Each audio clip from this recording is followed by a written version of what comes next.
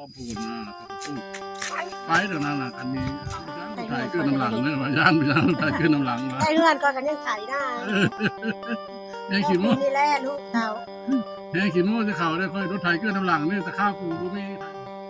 เอายอดเอาแล้วบ่นึงออกละ อืม ป้าค่ะเบิ่งอยู่บ่เป็นกดติดตามบ่เป็นกดใจกดไลค์ให้ว่ะ อืม บ่เป็นเฮ็ดว่ะ อืม โอ้ยล่ะน้องชายเป็นลีได้เบิ่งก็ได้แต่เบิ่งอันนี้บ่เป็นก มัน ด เชื่อข้อกับว่าวนะมันในคลิปหนึ่งมันมาอย่างอาบูฮานกันว่าแบบรถสายเลี้ยง ในอย่างเลี้ยงสร้างเท่ามันตายมาได้กินข้าแต่ใส่กับขายงามันนั่นเองอันเลี้ยงสร้างน้อยแต่ตายแล้วลูกขึ้นเลี้ยงประมาณพะโลไปได้จะมีคุณค่าไปกับบะแม่นว่าได้อันบะแม่นกินงูกินกล้วยแต่ในกระงูนเขาหักเฮ็ดลิ้นนี่ถือได้ในค่อยรักๆค่อยได้แล้วก็เป็นทนายความนะ เอ้ยสอนป้าเจียวประเดกคุยประเดกมาเนี่ย แซ่บ เจ้าของต้องอะไร มาอยู่ให้อยู่หน้าเด้อ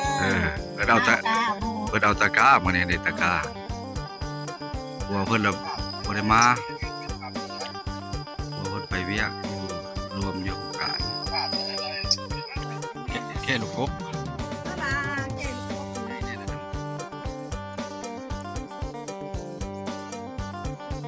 ไปสอนลูกกบ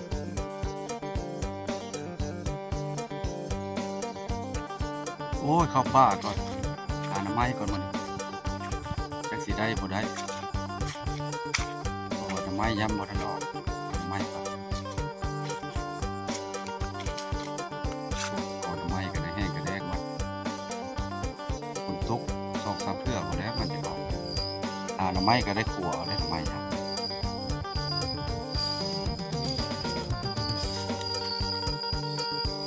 พาผู้บ้านมาหาหน่อไม้เป็น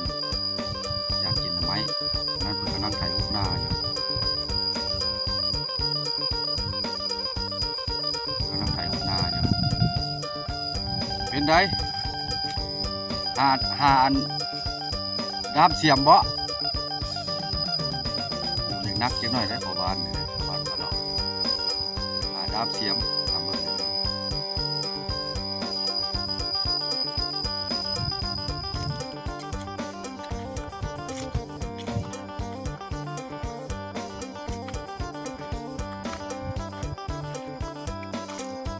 ขาหักบ่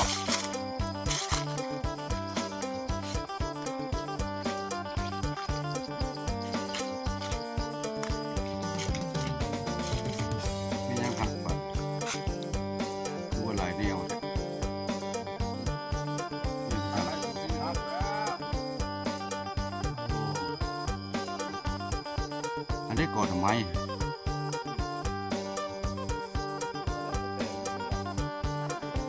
แค่ลูกกบ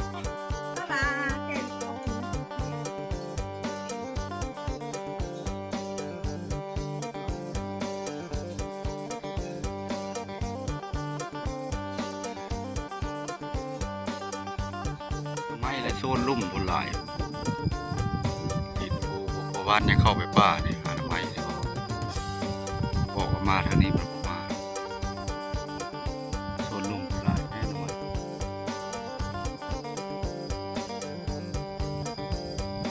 ทางนี้ก็ข้ามขัวนี่ไปกันน้ำไม้หลายอยู่บ้านไปจากไปทางไหนแล้วพาเพิ่นมาหาน้ำไม้นี่นี่แหละขัวข้ามไปภูเขียวนครนะเนาะแต่ว่ามันบ่ทันได้สำเร็จแล้วก็เลยโจะหยุดชะงักเด้อตัวตัวนี้บอดประเทศ2023-2024ได้สำนี้นี่แล้วก็สิลงไปถ่ายให้เบิ่งถ่ายอยู่ลงขัวบอนบากสิข้ามไปภูเขียวนครนี่แข่งขมวนเนาะคนแต่ว่าบางคนก็อยากรู้แต่ว่าขัวตัวนี้เราบ่ทันได้เปิดให้แล่นมีแต่รถจักรไปได้เพิ่นยังเอาท่อตันไว้อยู่แต่ว่ายามน้ำก็ข้ามได้อยู่ยามนั้นรถไถข้ามอีกก็เจ้าเอาลงลุ่มที่รถไถเอาลงไปนี่เดี๋ยวนี้ก็ลงบ่ได้แล้วน้ำมันเซาะหลายข้ามไปพุ่นละโอ้แมงนี่มาหลายได้แมงผีเสื้อบ่แมงกระเบื้อ เทศลาวห้องว่าแมงกระเบื้อบางคนจะห้องว่าแมงผีเสื้อเนาะตั้งหลายเลยหลายขนาดไปกันได้ทุกคนพาไปมาหันไม้เพื่อนหลงป่าแล้วอันนี้นะครัวว่าคอยเบาครัวในยามนี้จะน้ำเดี๋ยววันนี้ยังน้ำหมดทั้งหลายไม้ก็พอได้กินหาห้วยตัวนี้แล้วมันติดกับห้วยห้วยเสียงลมขึ้นไปนี่กันพุ่นละขึ้นไปที่เกี่ยวนครไปพุ่นละถึงพุ่นละพอนั้นส่วนอย่างท่านขึ้นไปพุ่นละมันก็บุญยักษ์สิว่ากับบ่ได้ไปนะบ้านกรุงซอกกรุงชิงว่อนมันเข้าไปถ่ายให้มันก็ไม่ห้อยตัวนี้นะเขาขาดหมดไม้อยู่แล้วโบเห็นเขาเพราะเขาแก้ลูกกบลูกเขียดนะโบเห็นเขาได้อยู่เพราะหน่อไม้ฮะว่าหน่อไม้ได้อยู่เพราะโบเห็นได้แล้วหน่อไม้ฮะอันบนห้วยเพื่อนเจ้าว่ามีเลาะห้วยเลยแต่ตะพังอันนี้แหละครัวผู้เกี่ยวนครฮะครัวผู้เกี่ยวนครให้เอาได้ไหมครัวบ่อนเฮ็ดอันเขาสิข้ามไปอะไรเพราะนั้นสำเร็จอันนี้จาน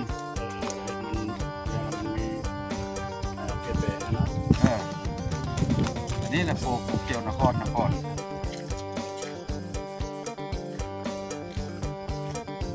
ตัวนี้กระทางขึ้นภูเขียวในทางบ่อนนั้นขึ้นไปบ่อนรถเขาจะขึ้นไปเอาไม้เขาบ่ให้ใต้ขัวเด้เขาก็ขึ้นทางเส้นนี้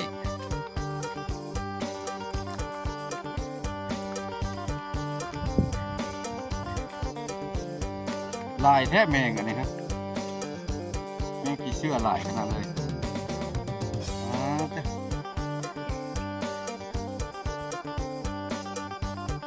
ก็ทำไมเสียลายอยู่บนหามันชิมีนอกบ่ท่านั้นตามมื้อนี้เขาพูด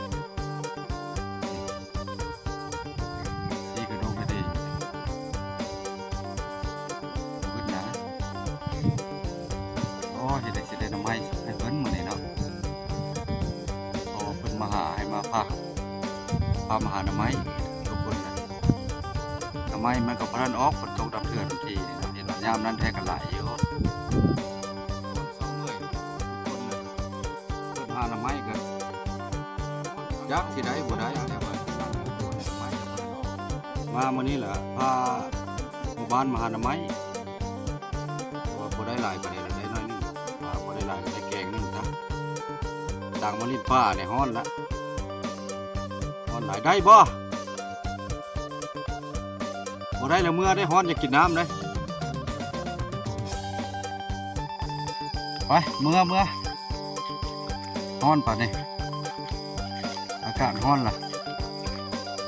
หน่อไม้กับบ่ได้บ่ดีเลยจ้ะไม้บ่ได้ออกครับ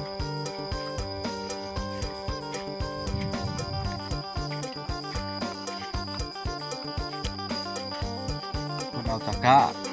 สุกเริ่มเอากร้าเอามุ้งแล้วทงนาบ้านเราหัวนี่อันนี้เป็นหน้าโคกหน้าตีนบ้านอายุส้นพุ่นหน้าตัวนี้แหละแพะตีนผู้เกี่ยวนครพี่แล้วนี่แพะบ้านกระบุดพี่เลยแต่ว่าดินตัวนี้ก็ที่โครงการแล้วเพิ่นยังเฮ็ดอยู่แต่เพิ่นเอาเงินแล้วก็ส่วนหนึ่งเนาะไปซื้อเอาไม้ฮะป้าเต้ปั่นเข้ากินดีกว่ามันจะให้เอามือนะกันแค่ไม่หนูได้กระโดดได้สับนี่แหละปั่นเท่ากินดีกว่าเนาะนำฮอนเมื่อยดิไว้อย่าคิดที่ไหลเอาตาเดียวนี่ว่าตะกาหมดนี่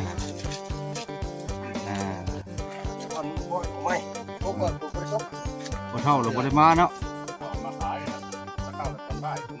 บ่เท่าตองหรือบ่ได้มาเนาะ